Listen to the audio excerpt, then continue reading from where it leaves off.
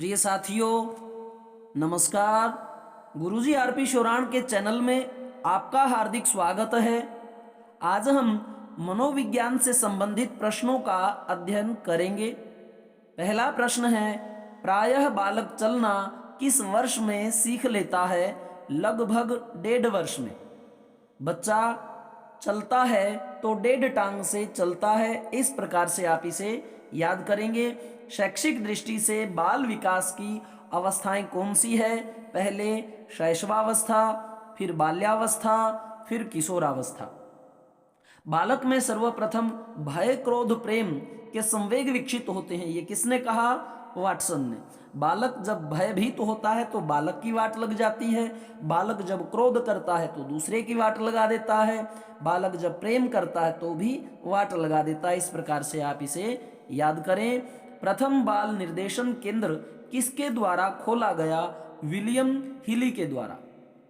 प्रथम बाल निर्देशन यानी बच्चे को निर्देशित करना है। तो बच्चे को जब निर्देशित करना है तो बच्चा हिल जाता है बिल्कुल, कि इतने प्रकार से मुझे निर्देश दे रहे हैं लोग। तो बालक को यदि निर्देशन देना है तो उसे बिल्कुल से हिला देना है या वो हिल जाएगा। तो ये है विलियम हिली। किसकी क्रियाशीलता का संबंध मनुष्य की पाचन क्रिया से भी होता है? अभिवृक्क ग्रंथि के द्वारा। क्रियाशीलता यानी एक्टिव, हमारा वृक्क जिस प्रकार से एक्टिव होता है और हमारे शरीर के अंदर पाचन क्रिया से संबंधित कार्य करता है, तो उसी प्रकार क्रियाशीलता अभिवृक्क ग्रंथि ये होती है जो पाचन क्रिया से इसका संबंध होता है। वातावरण वह बाहरी शक्ति है जो हमें प्रभावित करती है। किसने कहा? रोस ने। देखो, वातावरण बाहर की शक्ति है, हम जानते हैं, हमें प्रभावित करती है, अर्थात वातावरण के कारण हम क्या है, रूठ जाते हैं। जैसे ही बारिश हुई या ज्यादा सर्दी हुई, हम क्या करेंगे? रूठ जाएंगे। तो वातावरण बाहरी शक्ति है जो हमें प्रभावित करती है। रोस ने कहा। बुद्धि परीक्षण निर्माण के जन्मदाता कौन है? अल्फ्रेड बिने। बुद्धि से हम परीक्षण करते हैं हर प्रकार का, उसके बिना हम रह नहीं सकते, तो बिना से अल्फ्रेड बिने। ब्रिजेस के अनुसार उत्तेजना भाग है किस चीज का? संवेगात्मक विकास का। जब हम उत्तेजित होते हैं तो इसका मतलब हमारे संवेग जो हैं उनका विकास हो रहा है। भय, क्रोध, घृणा, ये सब हमारे क्या है? संवेग हैं। तो ये किसने कहा? ब्रिजेस ने। और ब्रिज क्या होता है? पुल। अर्थात जिस प्रकार पुल के समान जो है हमारे अंदर संवेग पैदा हो जाते हैं, संवेग जब भी होगा, एक इसके अंदर है वेग नाम। वेग होता है गति से। आप गति से ब्रिज को क्रॉस कर जाएं। आपके अंदर उत्तेजना उठी कि मैं संवेग यानी पूरे वेग से किसको क्रॉस कर दूंगा? ब्रिज को। तो ये जो उत्तेजना वाला, संवेग वाला जो बातें हैं वो ब्रिजेस ने कही। तर्क, जिज्ञासा तथा निरीक्षण शक्ति का विकास होता है 11 वर्ष में। अब 11 को कहेंगे हम घर। बंदा घर में बैठ के तर्क वितर्क करता है, बंदा घर में बैठ के जिज्ञासा करता है, बंदा घर में बैठ के निरीक्षण करता है।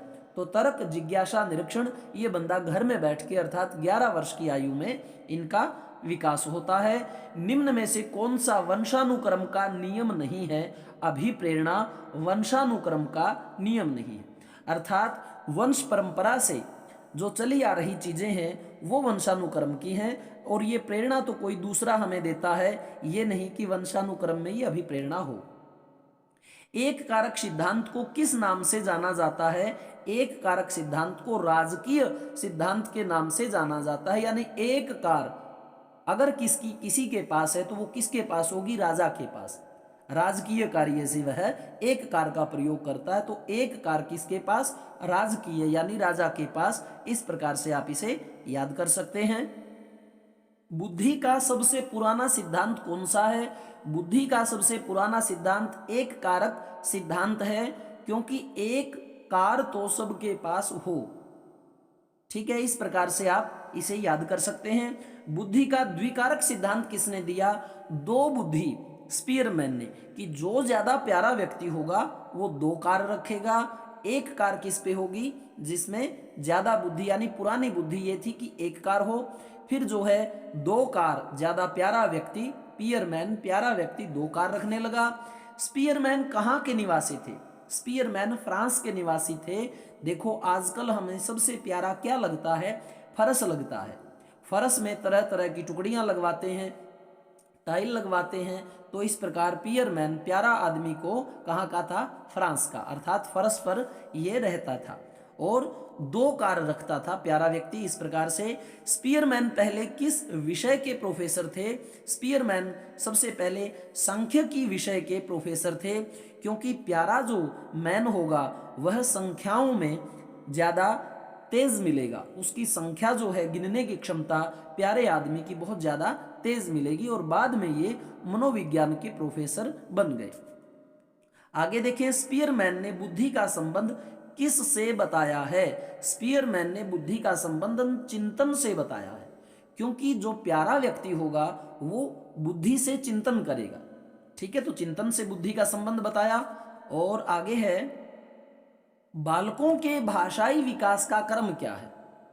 तो ये देखिए, जब भाषा बोलता है बच्चा पहले रोता है यानी रुदन करता है, क्रदन करता है, फिर बबलाना, फिर उसके हाव भाव जो हैं वो एक्टिव होते हैं। हाव भाव से बच्चा भाषा का काम लेता है। और बालक किस उम्र में वाक्यों द्वारा अपनी बात को कह पाता है? 5 वर्ष की उम्र में। अर्थात बालक वाक्य में ऐसा लगता है जैसे वो पंच मार रहा हो, ठीक है, तुतलाने लग जाता है। और वैसे तो तुतलाना जो है वह 3 वर्ष की अवस्था में शुरू हो जाता है, लेकिन अच्छी प्रकार से भाषा के पंच लगाता है 5 वर्ष की उम्र में। बालक सबसे पहले क्या बोलता है? व्यंजनों में वह सबसे पहले माँ शब्द बोलता है, यानी व्यंजन बोलता है। और माँ में क्या है? माँ एक व्यंजन है, स्वर नहीं बोलता, बच्चा व्यंजन बोलता है। अगर यूं कहें आ करता है, ई करता है, कि वो तो स्वर है, नहीं, ये ऑथेंटिक रूप से माँ बोलता है, और माँ क्या है? व्यंजन है। इस प्रकार के प्रश्न भी जो है कंफ्यूज कर देते हैं। बालक सबसे पहले किसकी भाषा को पहचानता है? ओबियसली माँ की आवाज को पहचानता है। इसे मात्रात्मक मातृभाषा कहा जाता है, माँ की भाषा मातृभाषा। ये प्रश्न बहुत बार पूछा जाता है कि कहाँ पर बालक सामाजिकरण के नियम स्वयं सीखता है? खेल के मैदान में। जब बच्चा खेलता है तो एक दूसरे की हेल्प करना, मिलके खिलाड़ी को पकड़ना, उसका सहयोग करना, तो यहाँ से सामाजिक बच्चा बनता है। आपस में सहयोग करता है, अपने क्रोध पर संयम करता है, त्याग करता है। तो इस प्रकार सामाजिकीकरण स्वयं सीखता है खेल के मैदान में। यहाँ पर आप विद्यालय ना करें। बालक में नकारात्मक सोच कौन सी अवस्था में उत्पन्न हो जाती है? किशोर अवस्था में, क्योंकि जब वो किशोर होता है तो वह नकारात्मक भी सोचने लग जाता है, या नेगेटिविटी जो है वह किशोर अवस्था में पैदा होती है। शोर करता है तो वह नकारात्मक है, शोर करना। क्षेत्र सिद्धांत किस विद्वान ने दिया? कुर्ट लेविन ने। खेत में हम जो है वह किसको कूटते हैं? देखिए, धान को कूटते हैं, ठीक है, गेहूं को भी पहले कूट के निकाला जाता था, चनों को भी कूट के निकाला जाता था, बाजरे को भी। तो जो खेत का सिद्धांत है वो है कुर्ट लेविन, और यहीं से लोगों ने जो है एक दूसरे को कूटना सीखा। इस प्रकार से कुर्ट लेविन कहाँ के वैज्ञानिक थे? ये थे जर्मनी के। अब जो कूटना है या कुरतना भी, आप इसे कह सकते हो, जैसे चूहा कुतरता है तो जामुन कुतरता है, या कूट ले यानी कि बिल्कुल जम के कूट ले, उसको थोड़ा बहुत रियायत मत दे। कुर्ट लेविन या कूट लेविन, इसको आप कूटना माने और जम के कूटे। गेस्टाल्टवादी क्या है? ये जर्मन के विद्वानों का समूह है, यानी गेस्ट हमारे घर में आके बिल्कुल जम जाता है, निकलने का नाम नहीं लेता। तो इनमें कौन है? कोहलर, कोफक्का और वर्दीमर। तो देखो, वर्दी पहन के जो है कॉफी लेके आया, और कौन? कॉल करके हमने कॉल की कि वर्दी पहन के कॉफी लेके आ। तो कोहलर, कोफक्का, वर्दीमर ये गेस्टाल्टवादी थे, और कहाँ के थे? जर्मनी के, क्योंकि गेस्ट जो है हमारे घर में आके जम जाता है। आगे है, कर्ट या कुर्ट लेविन किस संप्रदाय के समर्थक थे? कहाँ का था? जर्मनी का, क्योंकि जम के कूटे। और संज्ञान, इसमें सम छोड़ दें, सम होता है विशिष्ट, या उसके लिए ज्ञान आप मान लें। ज्ञान होना चाहिए कूटने का, ऐसा ना हो कि आप ऐसी जगह मार दें किसी के कि वो मर जाए।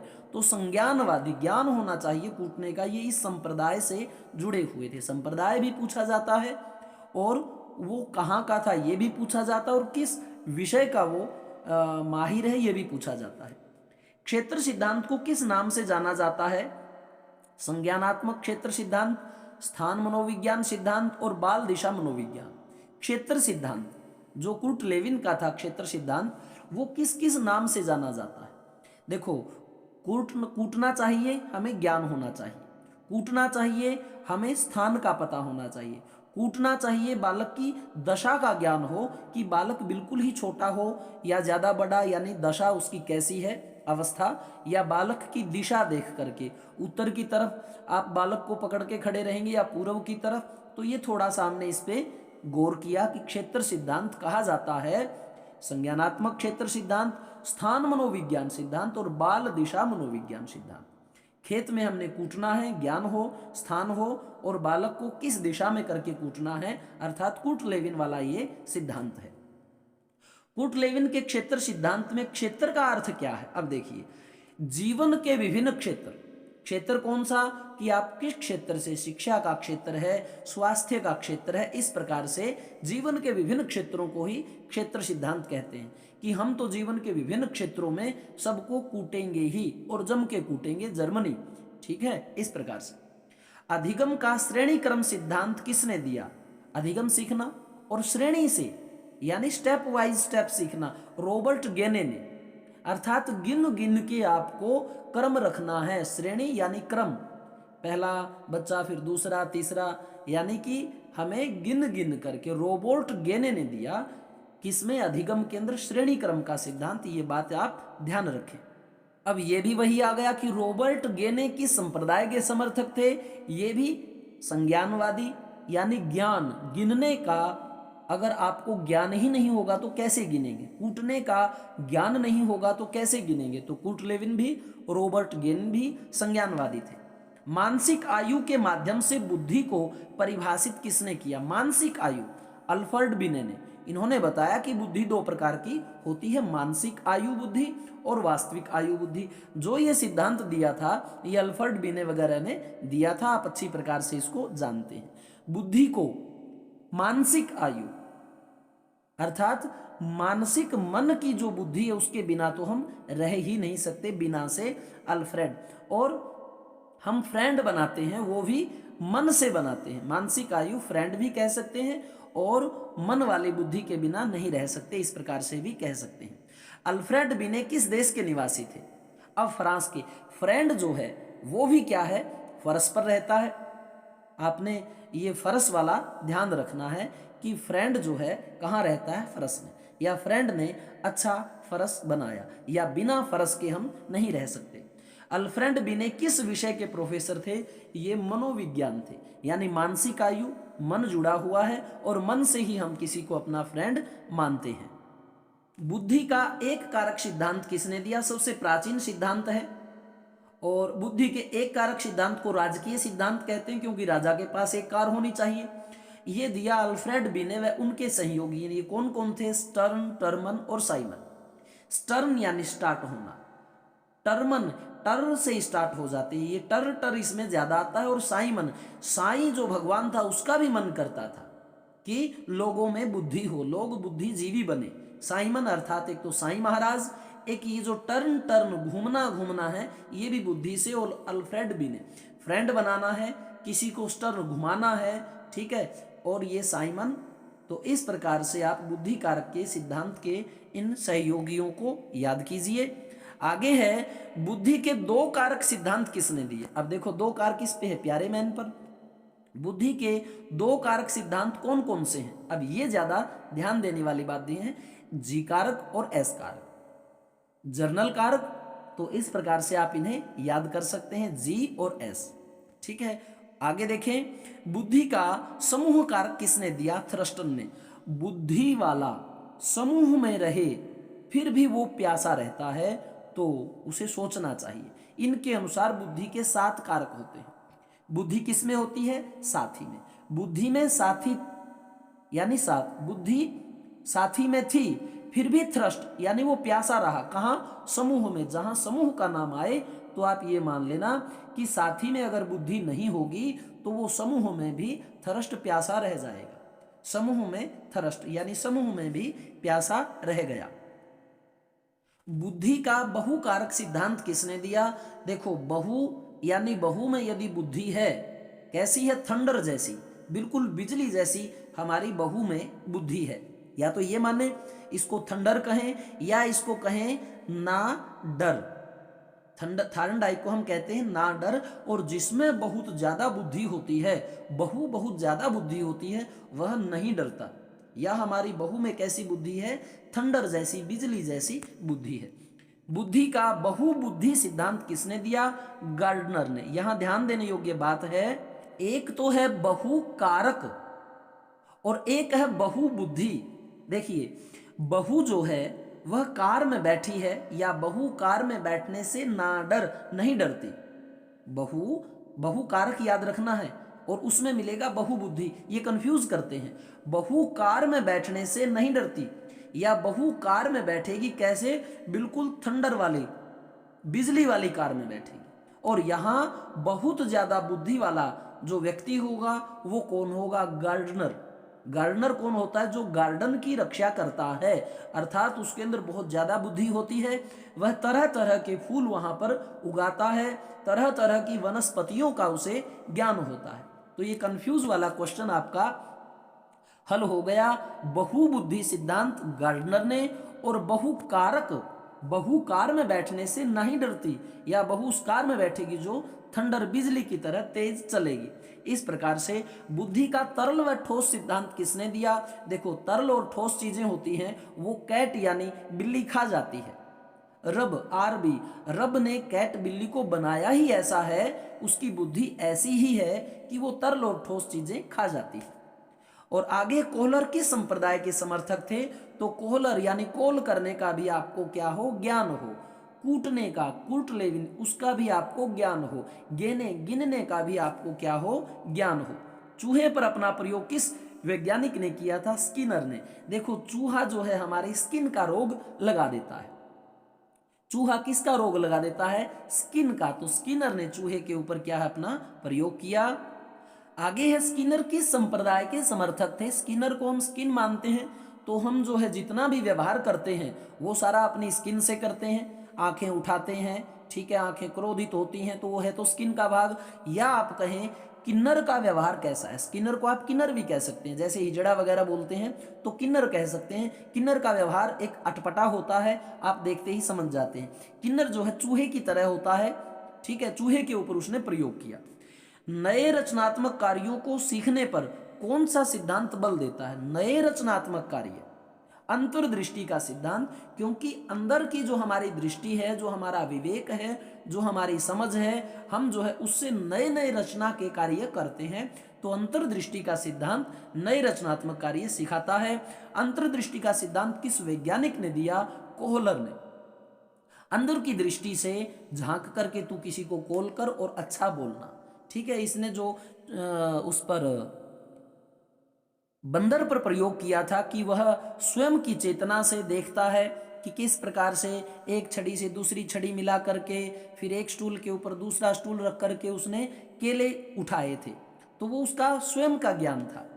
मानसिक रूप से मंद बालकों को सीखने पर कौन सा सिद्धांत उपयोगी है? मानसिक रूप से अगर मंद बच्चा है, उस बालक को सिखाने पर कौन सा सिद्धांत उपयोगी है? शास्त्रीय अनुबंधन का सिद्धांत। यानी मानसिक रूप से मंद है, उसे आप शस्त्रों से, शस्त्र क्या होते हैं? जैसे ये तो क्लासिकल सिद्धांत है, आप जानते हैं, लेकिन हम मानसिक रूप का बात करेंगे। मानसिक रूप से मंद बालक है, उसे शस्त्र मारो। अर्थात बच्चों को कभी मारना नहीं चाहिए, लेकिन याद कर रहे हैं भाई हम, मानसिक रूप से मंद बच्चा है, उसको ऊपर आप शस्त्र चलाओ, कभी कोई शस्त्र, कभी लाठी, कभी तलवार, और मानसिक रूप से मंद जो बच्चा है वो डर के सीख जाएगा। इस प्रकार से आपको ये याद रहेगा। मानसिक रूप से मंद बच्चा है, शास्त्रीय यानी क्लासिकल जो थ्योरी है उसके अकॉर्डिंग हम समझाते हैं। और क्लासिकल थ्योरी किसकी है? पेवलव की है। यानी हमें शास्त्रों से क्या है? लव है, पेवलव, लव है हमें। इस प्रकार से आप याद करेंगे। संज्ञानात्मक सिद्धांत किसने दिया? ब्रूनर ने। ये जो ज्ञान की बात पीछे से चल रही थी, ये सिद्धांत दिया ब्रूनर ने। यानी सबसे ज्यादा ज्ञान लगता है किसी चीज को भूनने में। जैसे हमारी महिलाएं रसोई के अंदर सबसे ज्यादा ज्ञान की परख यही होती है कि पूरा भुन जाता है तो वो तड़का लगा देती हैं, अगर कच्चा भुना है तो फिर सब्जी खराब बनती है। तो ज्ञानात्मक ज्ञान किस में लगता है? ज्यादा भूनने में लगता है। ब्रूनर ने। आगे ब्रूनर किस संप्रदाय के समर्थक थे? ये थे संज्ञानवादी, क्योंकि ज्ञान संज्ञानवादी, इस प्रकार से आपको याद रहेगा, भूनने में ही ज्ञान लगता है। गेस्ट हमारे घर में जब आता है तो संपूर्ण चीजें खा जाता है, और गेस्ट हमारे घर में जब बैठता है तो समग्र चीजें वो देख लेता है। यानी देख के, इंद्रियों के सहारे समझ बूझ के जो कार्य करता है वह क्या है? गेस्टाल्टवाद सिद्धांत होता है। प्यारे साथियों, 50 क्वेश्चन हो गए। 50 क्वेश्चन हम और कर लेते हैं जो महत्वपूर्ण हैं। शरीर में सबसे लंबी हड्डी का नाम क्या है? फीमर, जो जांग में होती है। अर्थात जब हमारे फीवर चढ़ता है तो सबसे पहले हमारी जांघें यानी घुटनों में बिल्कुल भी जान नहीं रहती, तो सबसे लंबी हड्डी होती है। शरीर में सबसे छोटी हड्डी का नाम स्टेपिज, जो कान में होती है। एक स्टेप के बाद दूसरा स्टेप रखना होता है, ये हम कान से सुनते हैं। शरीर में सबसे मजबूत हड्डी का नाम क्या है? मंडीबल, जो जबड़े में होती है। यानी हमारे जबड़े में पूरी मंडी का जो है हम सामान खा जाते हैं, जितना भी मंडी में होता है, मंडीबल है जो जबड़े में होती है, सबसे मजबूत हड्डी। और जन्म के समय नवजात शिशु की त्वचा का रंग कैसा होता है? हल्का गुलाबी। 15 दिन के बाद त्वचा स्थायी रंग को प्राप्त कर लेती है। कितने दिन के बाद? 15 दिन के बाद। नवजात शिशु कितने घंटे सोता है? 18 से 20 घंटे, किंतु वह हर 2 घंटे में जागकर अपनी मांसपेशियों को घुमाता है। हर 2 घंटे बाद जागता है, मांसपेशियों को घुमाता है, 18 से 20 घंटे सोता है। बालक का विकास 6 वर्ष तक लगभग कितने प्रतिशत हो जाता है? 90%। अर्थात जिस समय बच्चा छक्का लगाना सीखता है वो 6 वर्ष का होता है, तो उसका छक्का सीधा कहाँ जाता है? नभ, यानी 90 को हम नभ कहेंगे, आकाश की तरफ जाएगा, नभ व्योम, ठीक है। तो छक्का लगाता है, नभ की तरफ जाता है। 6 वर्ष तक का 90% विकास। और बालक का विकास 10 वर्ष तक लगभग कितना हो जाता है? 95%। अर्थात 10 को कहेंगे हम बस, बच्चा अपनी बस को पिछाड़ने लग जाता है। पिछाड़ने को क्या कहेंगे? पिछाड़ने लग जाता है, पहचानने लग जाता है। बाल्यावस्था में बालक की हड्डियां कितनी होती हैं? देखिए, बाल्यावस्था में बालक की हड्डियों की संख्या 270 से 350 तक हो जाती है, बाद में रह जाती है 206, लेकिन बाल्यावस्था में 270 से 350। अब देखिए, इसमें 0 हटा दें तो पहला 27 यानी ताई, बाद में है 35, 35 को हम कहते हैं पेन। यानी ताई के पास जो पेन है सिर्फ उतनी ही छोटी छोटी बच्चे की हड्डियां होती हैं। ताई पेन 270, 350, और 350 सीसी बुलेट भी होता है, तो इतने तक हड्डियां हो जाती हैं। निशुल्क एवं बाल शिक्षा का अधिकार एवं अधिनियम 2009 का विस्तार किस राज्य में नहीं हुआ? जम्मू कश्मीर में ये शिक्षा का अधिकार जो 2009 था वो नहीं हुआ। शिक्षा का अधिकार 2009 के तहत निजी विद्यालय को कितने प्रतिशत सीट आरक्षित करनी अनिवार्य है? 25% सीट। 25 को हम कहते हैं 25 यानी कि किसी चीज में पचना, यानी उसमें पूरी तरह से लीन हो जाना, ठीक है। तो ये जो है आरक्षित विद्यार्थी को बिल्कुल अच्छी तरह से पचना पड़ता है, ठीक है, घुलना पड़ता है। ये शिक्षा 2009 के तहत है। आगे है 25 से कम बुद्धि वाला बालक क्या कहलाता है? जड़ बुद्धि। प्यारे साथियों, मैंने बुद्धि कर्म का एक छोटा सा वीडियो बनाया है, वह गुरुजी आरपी शोराण के चैनल को जब आप डबल क्लिक करते हैं तो ऊपर तीसरे नंबर पर आपको एक नाम मिलेगा प्लेलिस्ट का, वहां से आप मनोविज्ञान की प्लेलिस्ट में जाइए और जो मैंने वहां बनाए हैं उन वीडियो को आप अच्छी प्रकार से देखें, ट्रिक सहित आपको अच्छी प्रकार से समझ में आएगा। ये मिक्स वीडियो है, एक बुद्धि क्रम का वीडियो है, ये जो 25 से कम उससे ऊपर क्या होता है, और दूसरा किस मनोवैज्ञानिक ने कौन से वाद का वो प्रतिपादक है, वो भी वहाँ कम से कम आपको 500 प्लस के करीब प्रश्न आपको मिल जाएंगे। यौन यदि समस्त जीवन का नहीं तो किशोर अवस्था का अवश्य ही मूल तत्व है, यह किसने कहा? देखो, ये यौन मायने कब रखता है? किशोर अवस्था, ये आप सभी जानते हैं। और यौन यदि किशोर को ना मिले, यौन अच्छा यौवन किशोर को ना मिले तो क्या करेगा? वो रूठ जाएगा। ये बात रोश ने कही थी कि यौन का समस्त जीवन नहीं तो कम से कम किशोर अवस्था में तो ये उसका मूल तत्व है, और ये राइट बात है। कुशाग्र बुद्धि अथवा प्रतिभावान बालक वह है, किसकी बात करेगी ये? कुशाग्र बुद्धि की, प्रतिभावान बालक की। कौन है जो निरंतर किसी भी उचित कार्य क्षेत्र में अपनी अद्भुत कार्य कुशलता अथवा प्रवीणता का परिचय देता है? तो भाई ये तो बात सभी जानते हैं, जो कुशाग्र बुद्धि होगा, जो प्रतिभावान बालक होगा, वो हद से ज्यादा अद्भुत कार्य कुशलता और प्रवीणता का तो परिचय देगा, चाहे कोई भी क्षेत्र हो। हैविंग हर्स्ट, हैव यानी रखना, हैव होती ही है। कुशाग्र बुद्धि प्रतिभावान बालक में हैव यानी ये होती ही है क्या, वो किसी भी क्षेत्र में अद्भुत कार्य कुशलता और प्रवीणता का परिचय देगा। पिछड़ा बालक वह है जो अपने अध्ययन के मध्य काल में अपनी कक्षा का कार्य जो उसकी आयु के अनुसार एक कक्षा नीचे का है करने में असमर्थ रहता है। अर्थात वह जो बच्चा है वो निकम्मा है और सीरियल देखता रहता है। सिरिल बर्ट ने ये बात कही। पिछड़ा बालक कौन, यानी जो अपने से 1 साल पीछे वाला भी काम नहीं कर सकता। क्यों, वो सीरियल देखता रहता है, इसलिए वो अपने से 1 साल बच्चे के समान भी दमखम नहीं रखता। एक कक्षा नीचे का कार्य करने में भी असमर्थ है क्योंकि वो सीरियल देखता रहता है। सिरिल बर्ट ने ये बात कही। समस्यात्मक बालक उन बालकों के लिए प्रयोग किया जाता है जिनका व्यवहार अथवा व्यक्तित्व किसी बात में गंभीर रूप से असामान्य होता है, यानी कि उनका व्यवहार और व्यक्तित्व असामान्य होता है, अबनॉर्मल।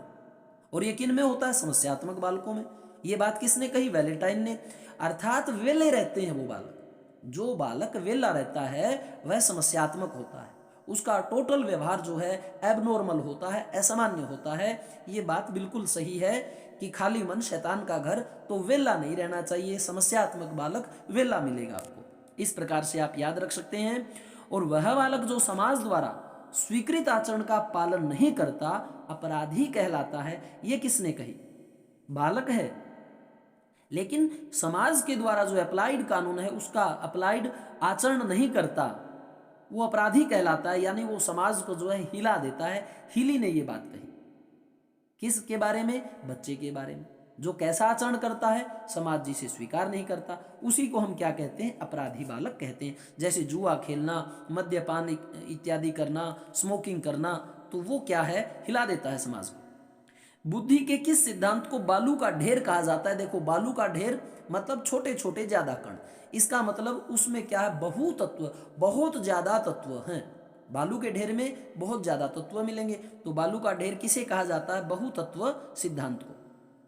व्यक्ति के चेहरे को देखकर उसकी बुद्धि का पता लगाया जा सकता है। अर्थात चेहरे को देखते ही हम बता देंगे कि इसको लव लेटर लिखें या नहीं। किसी को आप देखोगे, चेहरा मुस्कुराएगा, तो आप उसे लव लेटर लिख देंगे। ये लेवेटर ने कहा, चेहरा देखकर उसकी बुद्धि का पता लगाया जा सकता है। वे शिक्षार्थी जो समृद्ध ज्ञान और शैक्षणिक दक्षता को, यानी उनके अंदर बहुत अच्छा ज्ञान है और अच्छी शैक्षणिक कार्य कुशलता है, हार्दिक इच्छा प्रदर्शित करते हैं, उनके पास होता है निष्पादन उपागम अभिविन्यास। निष्पादन होता है जैसे किसी कार्य को हम संपादन करते हैं, उसको पूरा करते हैं। भाई इसने अपना कार्य पूरा कर लिया क्योंकि उसके अंदर समृद्ध ज्ञान है, उसकी शैक्षणिक अच्छी दक्षता है। ठीक है, तो निष्पादन उपागम अभिविन्यास। प्रतिभाशाली बालक वह है जो अपने उत्पादन की मात्रा, दर तथा गुणवत्ता में विशिष्ट होता है। यह कथन दिया टर्मन एवं ओडन ने। ठीक है, अब देखिए प्रतिभाशाली बालक की बात है, उसकी उत्पादन की मात्रा और गुणवत्ता विशिष्ट होती है। ये तो सभी जानते हैं भाई, जो प्रतिभाशाली होगा उसके अंदर उत्पादन की मात्रा और उसकी जो गुणवत्ता है वो बिल्कुल विशिष्ट मिलेगी। लेकिन कहा किसने? टर्मन और ओडन ने। अर्थात ये स्टर्न, टर्मन स्टर्न, आपने याद आया था, जब भी प्रतिभाशाली बात होती है ये टर्मन आएगा। और ओडन, प्रतिभाशाली कौन है? जो ओडन आप क्या कह सकते हैं? एक ओडी गाड़ी भी आती है भाई। ठीक है, उस गाड़ी की मात्रा, उस गाड़ी की गुणवत्ता सबसे ज्यादा विशिष्ट होती है सामान्य गाड़ियों से। तो टर्मन, ओडन, ये प्रतिभाशाली बालक की बात कहते हैं कि उसमें ऐसा होता है। 12 वर्ष तक के बालक के मस्तिष्क का भार कितना होता है? तो 12 तो यूं का यूं रख लेंगे, 60 ग्राम और रख देंगे, 1260 ग्राम। जबकि एक स्वस्थ मनुष्य के मस्तिष्क का भार होता है 1400 ग्राम। ठीक है, मस्तिष्क का भार कितना? 1400 ग्राम। और 12 वर्ष तक का होता है 1260। 60 वैसे दुष्ट को भी बोलते हैं संस्कृत में। 60 पामर, पतित, खल, नीच, दुष्ट। ठीक है, ये इस प्रकार की सांस्कृतिक गालियां हैं। तो 12 जो है साल का बच्चा बिल्कुल शठता करने लग जाता है, दुष्टता। 1260 और 1400। मनुष्य के शरीर में कितनी हड्डियां होती हैं? देखो 206 हड्डियां होती हैं, जबकि बालक जन्म के समय बालक में होती है 270 हड्डियां, और बाल्यावस्था में बालक की हो जाती है 350। यानी बच्चा सबसे ज्यादा शरारतें करता है, बहुत ज्यादा एक्टिव होता है, तो इसका मतलब सबसे ज्यादा हड्डियां उस समय बाल्यावस्था में होती है कितनी? 350। बिल्कुल बालक जो है 35 बालक पहन लेता है तो 35 जीरो और पीछे लगा देना, या बालक बिल्कुल 350 सीसी का बुलेट बना फिरता है और जन्म के समय ताई उसको रखती है 27, ताई या ज्यादा सताता है 270, 350 और 206। ये क्रम आप याद रखना। आगे है, यह प्रश्न भी 2-3 प्रकार से पूछा जाता है, बालक के विकास की दशा कैसी होती है? यानी जब वो विकसित होता है, बढ़ता है, तो किस प्रकार से? सिर से पैर की ओर, पहले सिर का विकास, क्योंकि सिर में बुद्धि होती है, फिर पैरों की तरफ चलता है। इसे क्या कहते हैं? केंद्र से बाहर की ओर। केंद्र किसे माना है? सिर को। फिर बाहर की ओर, या सामान्य से विशिष्टता की ओर। पहले सामान्य, जैसे उसका जो शरीर हिलता है, फिर जो है अपने हाथ, फिर उसकी उंगलियां, अर्थात सामान्य से विशिष्टता की ओर, केंद्र से बाहर की ओर, सिर से पैर की ओर। विश्लेषणात्मक मनोविज्ञान के जनक कौन है? Sigmund Freud. विश्लेषण और संश्लेषण, संश्लेषण होता है इकट्ठा करना और विश्लेषण होता है उसको बिखेरना, जैसे प्रकाश का संश्लेषण और संश्लेषण का विपरीत विश्लेषण। यानी हर प्रकार से किसी भी चीज को सूक्ष्म सूक्ष्म तरीकों से खोल के देखना, ये किसी फ्रायड का काम होता है। फ्रायड को हम क्या कहेंगे? फ्रायड। तो सिगमंड फ्रायड। तूफान की अवस्था किसे कहा जाता है? किशोर अवस्था को, क्योंकि जो शोर तूफान आता है तो पूरा शोर मचाता है। ठीक है, तूफान शोर मचाता है, किशोर अवस्था। किशोर अवस्था को तूफान की अवस्था कहा किसने? Stanley whole. स्टे का मतलब स्टे, रुक मत, स्टे न ले, यानी रुक मत, किसमें? होल में। क्यों? क्योंकि किशोर अवस्था को, किशोर को तूफान आया हुआ, शोर के साथ तूफान है, होल में मत रुक वरना गिर जाएगा। स्टे न, रुक मत भाई। तो इस प्रकार से याद करें। नैतिक विकास का सिद्धांत किसने दिया? कोहलबर्ग ने। कॉल करनी है तो आपको नैतिकता आनी चाहिए, हाय हेलो करनी चाहिए। ठीक है, अगले से पूछना चाहिए कि क्या आपके पास समय है, क्या ये बढ़िया समय है, उचित समय है, मैं आपसे बात कर सकता हूं। तो नैतिकता की चीजें ये कॉल करते हुए आपको आनी चाहिए, इस प्रकार से याद कर सकते हैं। मूल प्रवृत्ति का सिद्धांत किसने दिया? मैकडूगल ने दिया। 14 प्रकार की मूल प्रवृत्तियां बताई।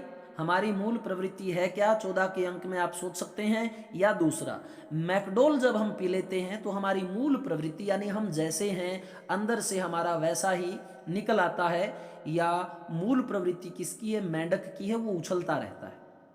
मूल प्रवृत्ति मेंढक की, या मूल प्रवृत्ति हमारी निकल आती है, ओरिजिनलिटी निकल आती है जब हम मैकडोल दारू पीते हैं। और ये कितनी होती हैं? 14 प्रकार की। मूल प्रवृत्ति क्या है, क्या करने की, वो इस अंक में छुपा है। संवेग क्या है? मन की उत्तेजित दशा को संवेग कहते हैं। संवेग बहुत अच्छी परिभाषा है। जब हमारा मन उत्तेजित होता है तो वो संवेग है। उत्तेजित क्रोध में भी, उत्तेजित प्यार में भी, उत्तेजित भय में भी, उत्तेजित घृणा में भी, यानी जो रस दशा है, जो रस है हमारे, वो सब क्या है? संवेग है। क्रोध, खुशी, इस प्रकार से। व्यक्तित्व का स्व सिद्धांत किसने दिया? Carl Roger. काल करनी है भाई रोज। व्यक्तित्व का स्व सिद्धांत, व्यक्ति को स्वयं स्वयं क्या करनी है? काल करनी है रोजाना से। ये आप ध्यान रखें।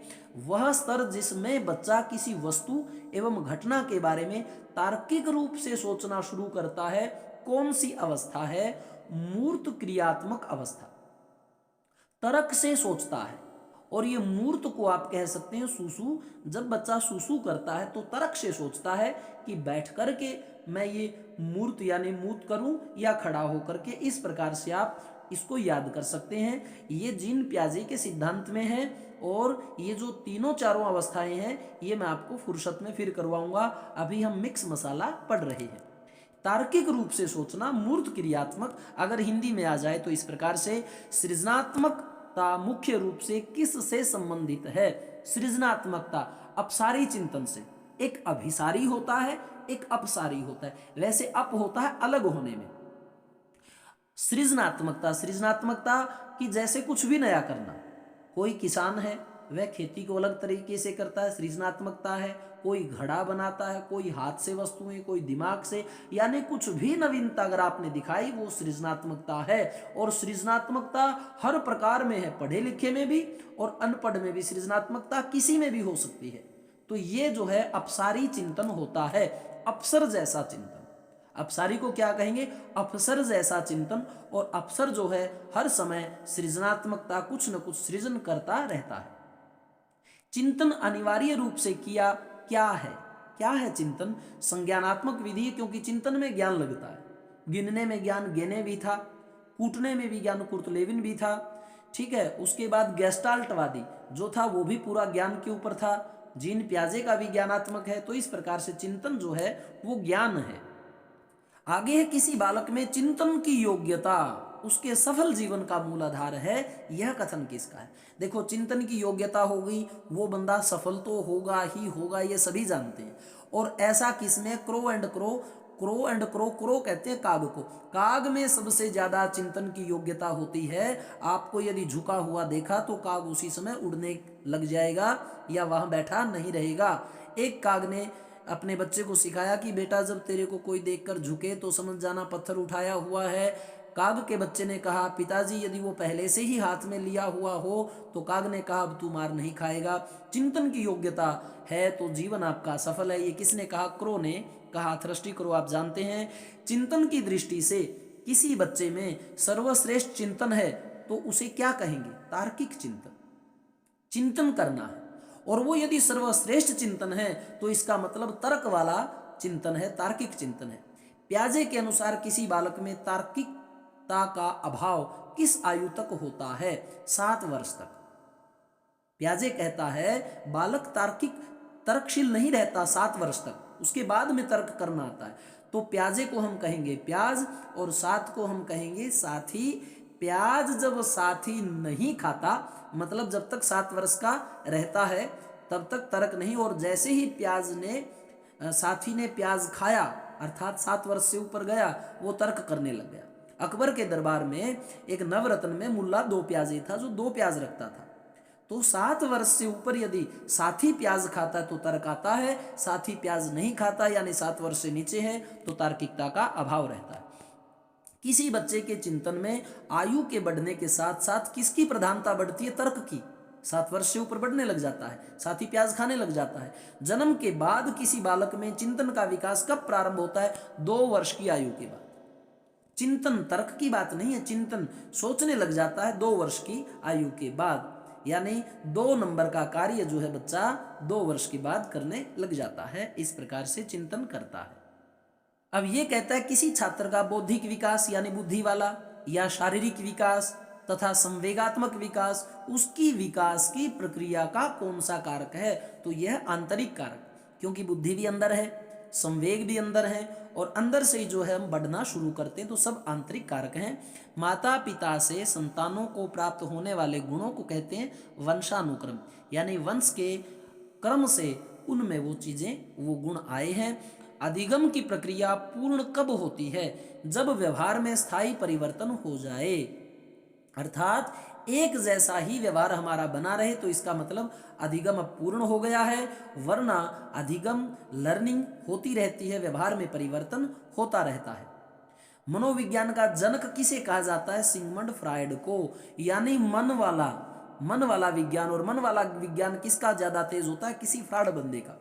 वो हर समय जैसा मन आता है वैसा करता है। कबीर दास ने कहा मन के कहे न चालिए, मन के मते अनेक। तो ये जो मन के मते, मन का जो विज्ञान जिसका चलता है वो फ्राड का चलता है। इसमें हम कई बार कंफ्यूज हो जाते हैं, ध्यान रखना। अंधों की लिपि के जनक किसे कहा जाता है? लुई ब्रेल को।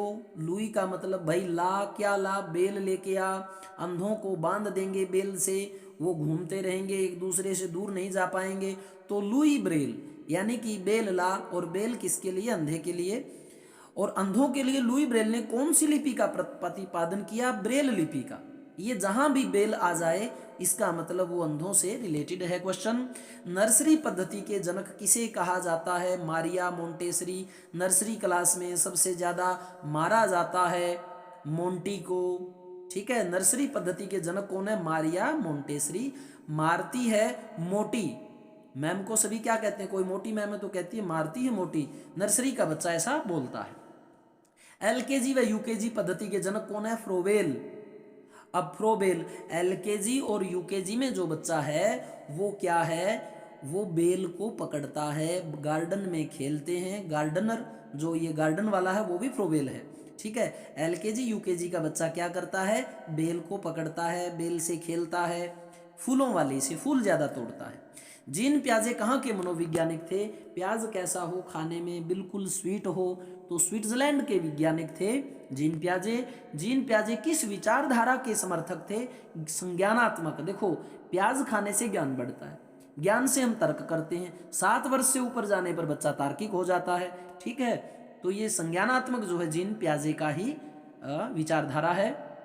आगे स्कीमा सिद्धांत का जनक किसे कहा जाता है, स्कीम बनाते हैं, हम पूछते हैं एक दूसरे से भाई तेरी क्या स्कीम है, तेरी क्या योजना है, तो प्याज खा करके ही हम जो है स्कीम बनाते हैं, या प्याज खाने की या प्याज को स्टोर रखने की स्कीम बनाते हैं कि आगे ये महंगा होगा। जीन प्याजे ने अपना प्रयोग किस पर किया, 2 पुत्रियों पर एवं पुत्र पर। अपने पुत्र को और 2 पुत्रियों को खूब इसने प्याज खिलाए। तो प्रिय साथियों, हमारे जो 100 क्वेश्चन थे वह पूर्ण हुए, और गुरुजी आरपी शोराण के चैनल में बने रहने के लिए मैं आपका आभार व्यक्त करता हूं। मैं जो है वो जीके से हिंदी ग्रामर भी करवा रहा हूं, आप मेरी प्लेलिस्ट में देख सकते हैं उसको, चैनल को डबल क्लिक करने पर प्लेलिस्ट नजर आएगी। इंडिया जीके भी ट्रिक के साथ, और हरियाणा जीके भी ट्रिक के साथ, और संस्कृत 6ठी से लेकर 10वीं तक के मैं लेसन डाल रहा हूं। तो इन सब का अध्ययन करने के लिए आप हमारे चैनल से जुड़े रहें। हमारा चैनल आपको अच्छा लगता है, लाइक करें, सब्सक्राइब करें, प्रतिक्रिया अपने कमेंट आप अवश्य करें, क्योंकि वो हमारा सबसे बड़ा प्रोत्साहन या रिवार्ड होता है। इसी के साथ जय जवान, जय किसान, जय विज्ञान।